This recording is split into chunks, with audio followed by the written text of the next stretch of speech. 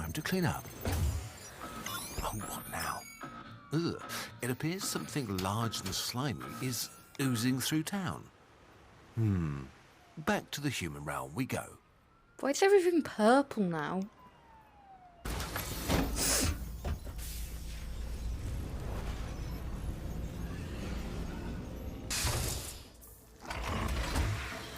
Ugh, that's a very large Don't touch that. protist. Don't touch that. No. And it appears to be eating anything within reach. Well, you know the drill. Scan away. Hey, those lab ducks aren't up for grabs. Before we scale the protist down, we need to make it go back to your lab before you get eaten too. This stretchy single-celled packet Now, what are of you doing? slime is a protist. Protists are what we call things that aren't plants, animals, or fungi. Kind of a none-of-the-above option.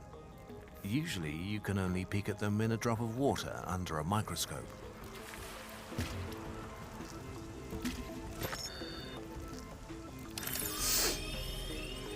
This puddle is probably where the protist came from. Most of them live in water. With just one cell and no means to reach it, it's best to live surrounded by water to begin with.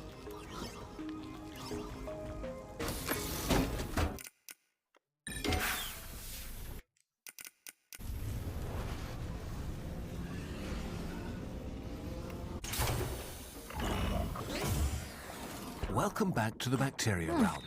We're inside the puddle now. Protists are common inhabitants of this realm. Have a look at those critters. You don't go on a micro safari every day.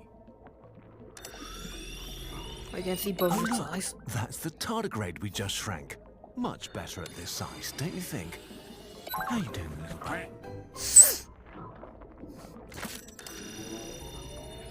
Another protist like the big one. This species hunts, so their prey must have ways to defend themselves that we can harness. See if you can find something this protist likes to eat. Not all protists are hunters. Some like to hang out in algae like this and feast on them like cows on pasture. Ugh, another Kurzgesagt lab must have been hit by the shrinkogen leak. At least fixing these will give us the shrinkogen we need to shrink that protist. Can't or something. This is a diatom, another type of protist that does photosynthesis.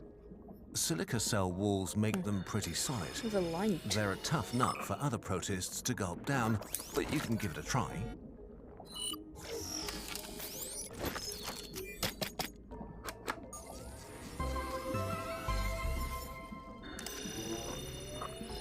This is an amoeba, another type of protist.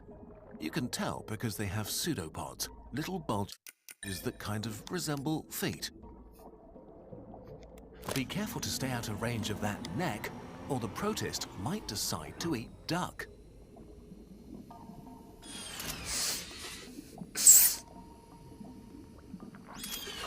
Doesn't seem very interested in the algae. Makes sense since this protist is carnivorous. If I can pick it up. It's eating. But it doesn't seem like the amoeba did anything to defend itself.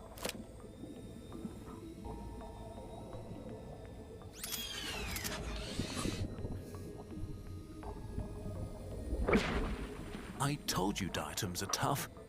Ah, you found bacteria. These bacteria look humble compared to the protists, but they spread everywhere, thanks to their clever survival strategies.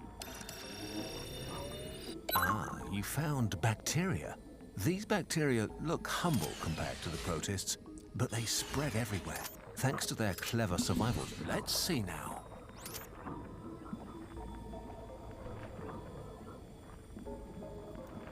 As you can see, these bacteria have an ingenious method of spreading. Once they're in the protist, they use its resources to multiply. As soon as there are many of them, they start poking holes in its membrane, which lets water in and eventually bursts the protist.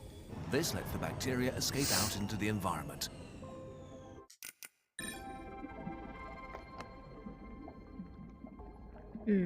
So bacteria have ways to get out of protists again, even after they're eaten. Usually that doesn't end well for the protist, but we don't have to go that far. We just need to make the protist release its human-sized snack. Come on, let's go to the molecular realm to see how it works.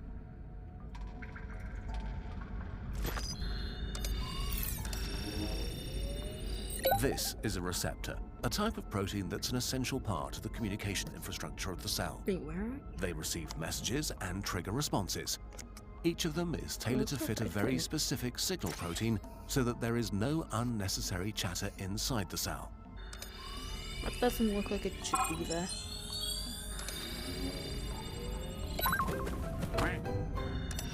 Weird. Ah, a vaccine. Let's get that back to the health lab, where it can do some good.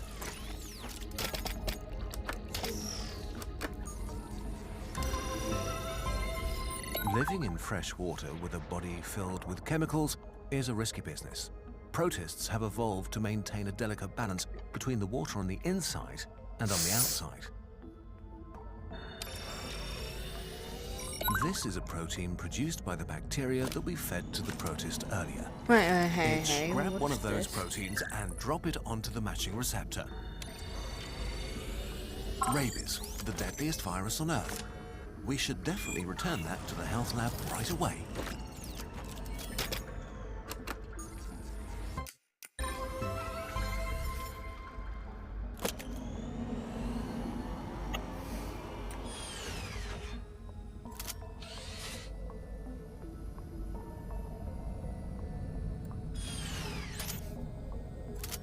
Here we go. This is how the bacteria set themselves free. That protein is making a hole open in the surface of this protist.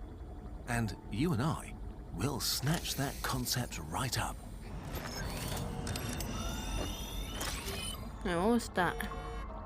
Excellent. If we want these proteins to have the same effect on the giant protist, we need to scale them up. That should do it. I think can actually. That's not just any asteroid. That's the asteroid You that don't probably do this wiped right. out the dinosaurs. Oh, that's right. I think that's there. everything we can learn here for now. That's a bomb. And who knows what else that slimy glutton has managed to gobble in the meantime. Back to the human realm. A nuclear bomb. Awful at any size. A nuclear bomb. Awful at any size, really.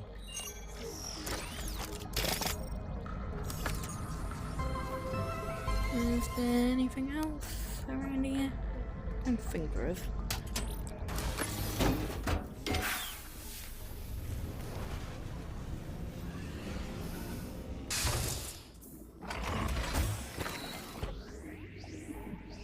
Is there anything in here that I'm missing?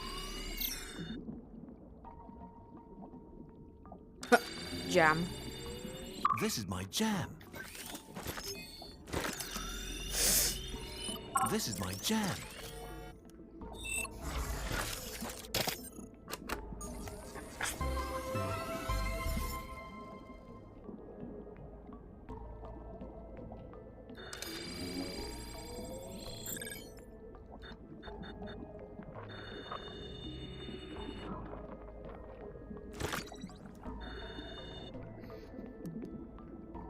Anything?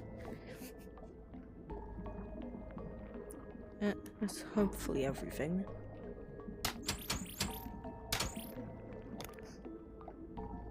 That doesn't look quite full.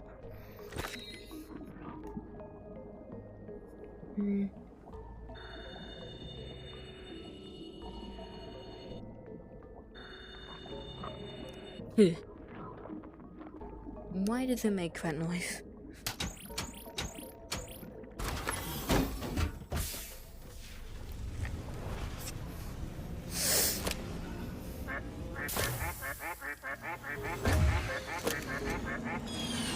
The protein only works from the inside, but we can't wait until the protist finds it. Feeding time.